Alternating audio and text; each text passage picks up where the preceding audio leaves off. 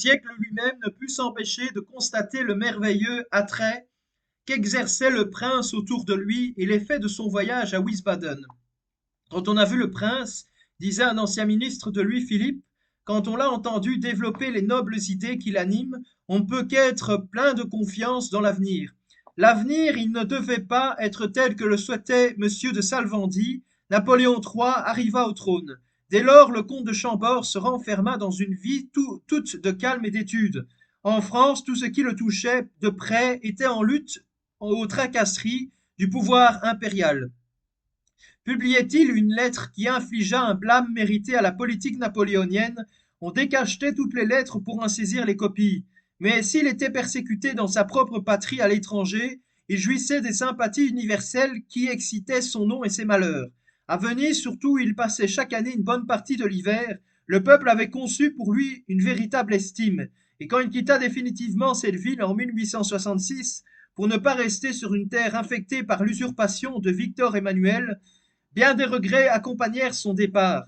Chaque année, il allait aussi à Brunsee, résidence de son auguste mère à Parme, où régnait sa sœur, ou bien encore à Vienne où il possédait un palais. Désirant étudier et connaître à fond les mœurs orientales, il entreprit en 1861 une longue excursion en Orient à, à travers la Turquie, la Palestine, la Syrie et la Haute-Égypte. En 1868, il visita la Grèce. On le vit aussi à Londres en 1862 examiner l'exposition universelle. Ne pouvant étudier la France chez elle, il avait à cœur de juger des progrès de son industrie dans ses relations avec l'étranger. Pour lui, pas de petits événements qui pût profiter de son pays ne passaient inaperçus. Il envoyait des dons à la commission des courses tout aussi bien que pour la reconstruction d'une église, l'érection d'une statue et de tout autre monument public. Sa bienfaisance aimait à se répandre sur les victimes des inondations et des incendies. Ses lettres nous le montrent, s'initiant aux moindres détails de l'agriculture, de la marine, de la guerre, des finances, etc. Il s'occupait de la culture du blé, de l'élève du bétail, de la distillerie et de la culture de la betterave et des produits de la vigne en même temps qu'il abordait les questions les plus ardues de la politique. Le sort des classes ouvrières attirait particulièrement son attention. Que de lettres je pourrais ici vous citer à l'appui de mon assertion. Un moment, il eut la joie de voir réunies les deux branches de la maison de Bourbon. Au lendemain de l'Empire, les princes d'Orléans, fidèles au conseil de que Louis-Philippe, mourant, leur avait donné, avaient fait leur soumission au comte de Chambord 1853. Mais 4 ans plus tard, ils rompirent de nouveau avec le chef de leur maison. Dans les divers voyages que fit ce dernier à Chambéry, à Ems, à Wiesbaden, à Lucerne, à Zurich et à Francfort, il eut lieu de se dédommager de cette rupture à la vue des nombreux Français qui venaient le voir. Grâce à Dieu, la foule des visiteurs était encore grande, plus grande que ne voulaient bien le supposer les rédacteurs des journaux napoléoniens ou libéraux. L'affluence des voyageurs pour Lucerne fut telle qu'à Paris, la gare du chemin de fer de Lyon en fut encombrée. Les employés chargés du soin des bagages, à chaque nouveau colis, ne manquaient pas de demander d'un ton convaincu aux personnes: Lucerne, monsieur, et sûr de la réponse. Il collait d'avance la marque sur les malles ou les caisses. J'aurais ici une charmante anecdote à vous raconter. Un pauvre laboureur du Midi avait depuis longtemps formé le désir de voir Henri V. C'était le rêve de son existence. Déjà, il avait amassé un petit pécule et espérait pouvoir satisfaire le vœu de son cœur. Lorsqu'il tomba grièvement malade sur son lit de mort, il appelle sa fille unique et lui fait promettre d'aller à tout prix trouver le prince et de lui raconter le dévouement de son père. La jeune femme se mit à l'œuvre. Chaque jour, elle faisait quelques économies. Insensiblement, elle amassa une somme assez ronde. Elle se maria et un beau jour, elle et son époux quittèrent leur demeure pour aller voir Henri V, qui eut peine à contenir son émotion en songeant que son nom était si populaire dans la chaumière du paysan et de l'ouvrier. Ceci me rappelle une autre anecdote qui pourrait être rétrospective, n'en a pas moins son intérêt. C'était sous le règne de Louis-Philippe. Un ouvrier du midi de la France nommé Seb possédait 2 superbes Danois qui étaient devenus l'admiration publique. Vous avez là, dit à un connaisseur, des chiens qui seraient dignes d'appartenir à un roi. Ce fut comme un trait de lumière pour l'ouvrier. Eh bien, se dit-il, c'est au roi qu'ils appartiendront. Et il part, il arrive à Paris et passe devant les Tuileries. Mes Danois entreront d'ailleurs ailleurs, dit Seb. Le roi de France n'est pas là. Et ils traversent la Belgique et la Prusse. Que de lieux et que de fatigue. Mais ces deux compagnons se portent bien. Ils pourront achever leur route. Seb ne saurait se plaindre. En chemin, il perd ses papiers. On l'arrête. Nouveaux obstacles. Mais on l'a point séparé de ses Danois. Sa force n'est point abattue. Il plaide sa cause et la gagne. Ses souliers étaient presque usés. Ils étaient pâles. Et à bout de force, lorsqu'il arriva à Frosdorf, présenté à Henri V, Monseigneur, dit l'ouvrier d'une voix tremblante en lui montrant ses Danois, on m'a dit qu'ils étaient dignes d'un roi. Or, à mes yeux, un roi, c'est le roi, et je suis venu où il est. De bien loin demanda le prince. Oh oui, répond Seb. J'ai traversé je ne sais combien de terres, de forêts, de villages, de rivières, de villes et de royaumes. Je n'en puis plus, mais c'est égal.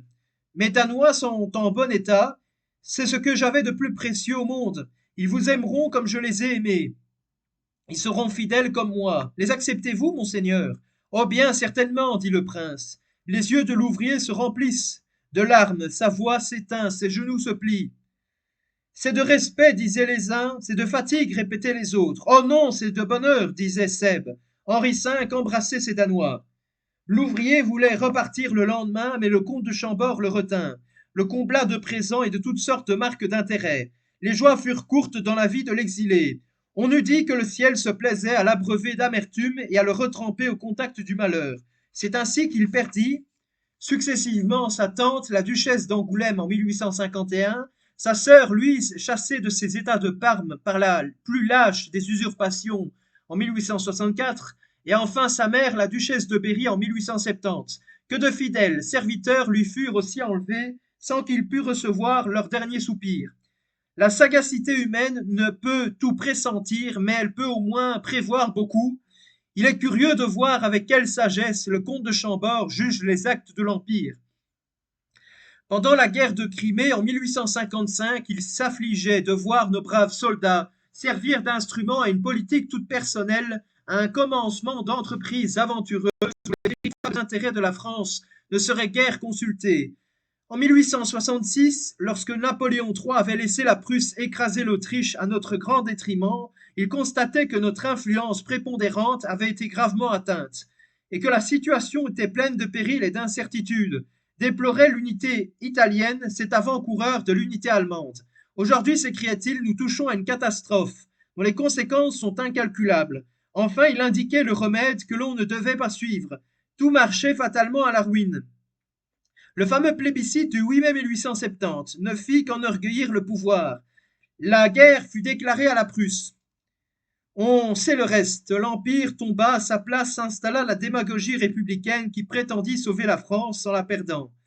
Elle y réussit pleinement. Le comte de Chambord suivit toute cette lutte avec un douloureux intérêt. Il faut, écrivait-il, il faut oublier en ce moment tout dissentiment, mettre de côté toute arrière-pensée. Nous devons au salut de notre pays toute notre énergie, notre fortune, notre sang. La vraie mère préférait abandonner son enfant plutôt que de le voir périr. J'éprouve ce sentiment et je dis sans cesse, mon Dieu, sauver la France, dussé-je mourir sans la revoir. Au moment où notre capitale était bombardée, l'indignation lui arracha du cœur une protestation brûlante de patriotisme qui fut entendue du monde entier. Paris tombe, tout est fini. Il faut faire la paix. Et quelle paix? 5 milliards à payer, l'Alsace et la Lorraine enlevées, c'est bien le cas de crier plus que jamais. Vive la République, ajoutez à la guerre étrangère les horreurs d'une guerre civile. Paris en flammes, les fusillades mises à la mode comme la guillotine en 1793, et vous aurez une idée de la situation. Du milieu de ces ruines, la voix du comte de Chambord se fit entendre. La France y répondit en abrogeant les lois d'exil de 1832 et 1848 contre l'une et l'autre branche de la maison de Bourbon. Le comte en profita pour faire une courte apparition en France. Il visita les Tuileries qu'il avait vues naître et qui ont été brûlées par la Commune et passa 3 jours à Chambord, juillet 1871.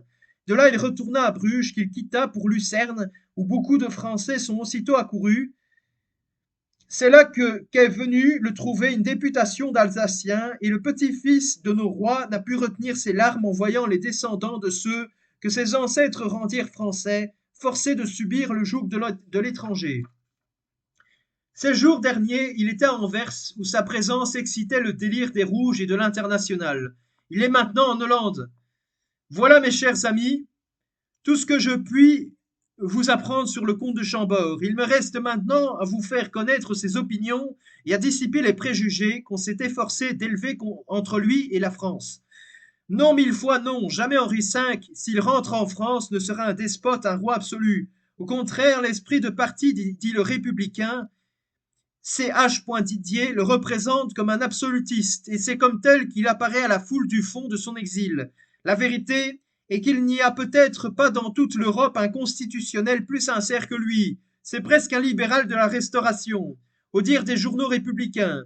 Entre autres de l'avenir national, c'est un homme loyal et sincère qui dit ouvertement ce qu'il pense. Eh bien, il a déclaré lui-même et répété tout récemment encore son programme politique.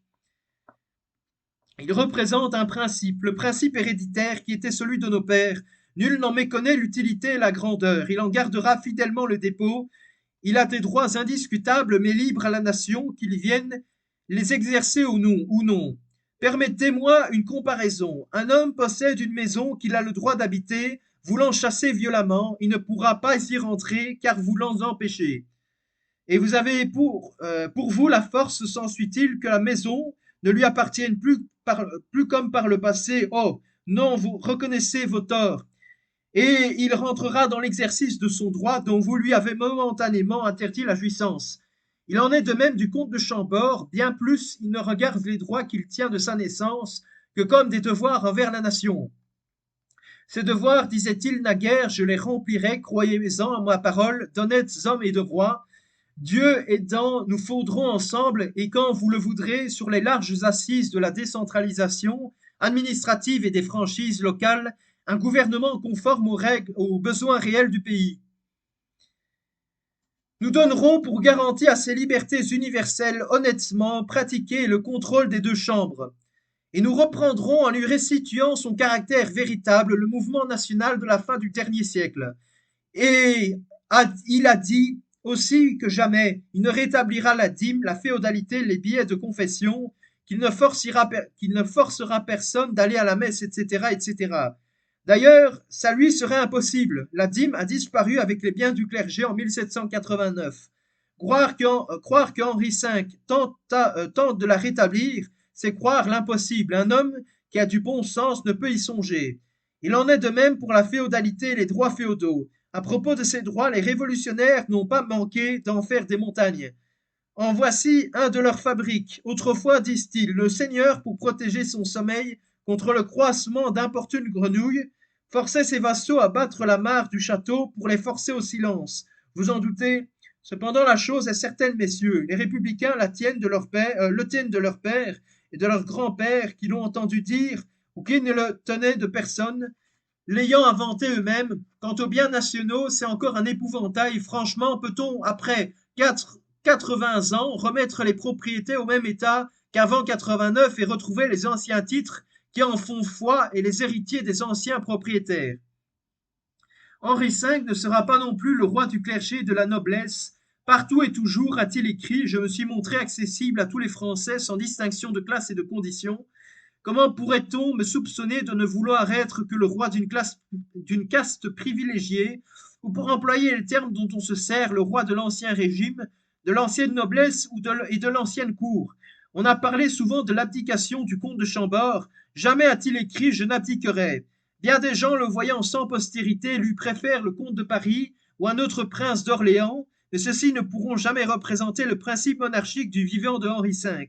En dehors du principe national de l'hérédité monarchique, sans lequel je ne suis rien, disait le 25 janvier dernier le comte de Chambord, et avec lequel je suis tout, où seront nos alliances? Qui donnera une forte organisation à notre armée, qui rendra à notre diplomatie son autorité, à la France son crédit et son rang, qui assurera aux classes laborieuses le bienfait de la paix, à l'ouvrier la dignité de sa vie, les fruits de son travail, la sécurité de sa vieillesse. Quelques mots maintenant sur le drapeau. Le drapeau tricolore a assisté à toutes les horreurs de nos révolutions et il décore par centaines les musées de l'Allemagne. Il nous a enlevé en 1814 et en 1815 une partie de nos colonies, toute une ligne de frontières et naguère l'Alsace et la Lorraine. Il nous a fait payer des milliards à l'étranger sans compter ceux qu'il nous faut donner à la Prusse. Le drapeau blanc, vous n'en trouverez aucun dans les musées de l'Europe. Il a chassé les Anglais et fait la France émancipée, les États-Unis et délivré la Grèce. Résumons, le drapeau tricolore nous a donné sous l'Empire 3 départements, sous la République 1, sous l'orléanisme 0. Le drapeau liane sous l'antique monarchie, 85 départements, presque toutes nos colonies et Alger. L'avantage reste donc au drapeau blanc. Je n'arbore pas un nouveau drapeau, disait Henri V. Je maintiens celui de la France et j'ai la fierté de croire qu'il rendait à nos armées leur antique prestige. Si le drapeau blanc a éprouvé des revers, il y a des humiliations qu'il n'a pas connues. 25 janvier 1872. Telles sont, mes amis, les suites des réflexions qui me sont venues en idée. Ne nous laissons pas tromper par nos soi-disant grands amis, messieurs les démocrates. Croyez-moi, le comte de Chambord, c'est le roi qu'il nous faut. Dans les plis glorieux de cet étendard sans tache, je vous apporterai l'ordre et la liberté. Voilà, voici la fin du livre. Maintenant, je vais passer à ma critique du livre, en tout cas du dernier chapitre, et donc aussi la critique du bouquin en général. Alors, Henri V se considérait comme le deuxième Henri IV. Il faut savoir que cette deuxième partie du bouquin, elle est quand même assez spéciale, puisqu'en fait, ce n'est plus le journal intime de Henri V, mais là, c'est une personne extérieure qui parle de la fille d'Henri V. Henri V, notamment, est décrit comme quelqu'un qui se montre vertueux et qui veut le bonheur de ses sujets. Henri V était le petit-fils de Charles X et donc il était censé devenir roi. Mais malheureusement, ben, il y a eu la Révolution en 1830, donc il a dû quitter euh, la France pour aller à Goritz, qui est actuellement en République tchèque. Mais à l'époque, c'était l'Empire austro-hongrois, enfin, c'était l'Empire d'Autriche. Il y a eu notamment dans sa vie des événements qui laissent supposer que, ben, en tout cas quand on est croyant comme moi, que le Saint-Père, enfin le Saint-Père, je veux dire par là que le Saint-Père et que le Seigneur Jésus-Christ et qu'aussi que Dieu le protégeait. Et donc, parce qu'en fait, il a eu un accident avec un cheval et il a eu le col du fémur brisé. Et normalement, à cette époque-là, il y avait 9 risques sur 10 qui décédaient en fait. Le comte de Chambord était très très bon en fait parce qu'il a donné plus de 86 000 francs à des pauvres. Lorsqu'il y a eu la Révolution, là notamment avec Charles X, bah, dans son infinie bonté, il a préféré partir de la France qu'il y ait une guerre civile.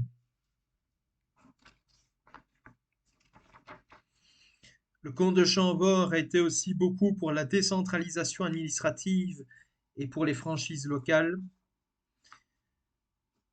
Il a été toujours accessible à tous les Français, peu importe leurs conditions et leur classe. Et il était farouchement contre le drapeau bleu-blanc-rouge, qu'il considérait comme un drapeau qui n'apportait pas grand-chose, beaucoup plus de malheur que de bonheur. Et donc, il pensait que le drapeau blanc, ce serait un moyen de rendre de nouveau un prestige à leur armée. Et je pense que, à mon humble avis, que ce bouquin, en tout cas que la deuxième partie, c'était peut-être un moyen pour essayer de convaincre les démocrates que le comte de Chambord était ben, le meilleur prétendant au trône. Voilà. Donc, j'espère que cette lecture de ce bouquin vous a plu et à très bientôt pour une prochaine vidéo.